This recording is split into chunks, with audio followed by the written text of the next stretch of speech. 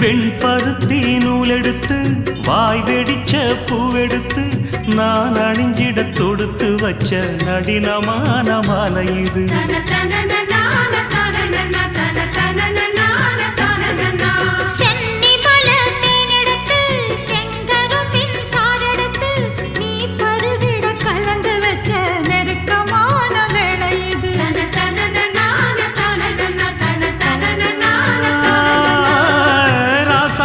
உடம்பிருக்கும் ரவிக்க துணி நானாக அன்னாடம் சூடி கொள்ள ஆசை வச்சாகாதா.